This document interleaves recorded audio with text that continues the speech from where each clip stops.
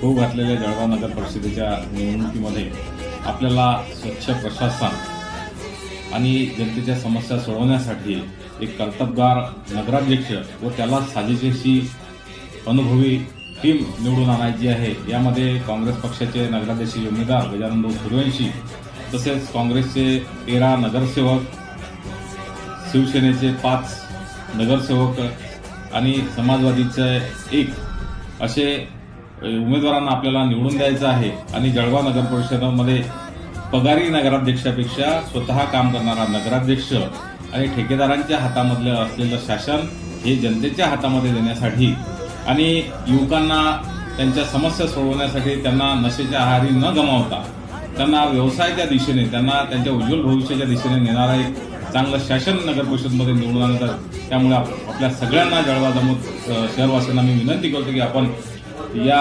महाविकास आघाडीच्या सर्व उमेदवाराला तसंच नगराध्यक्षाच्या गजानन सूर्यवंशी यांना भरघोस मतांनी निवडून द्यावे ही विनंती।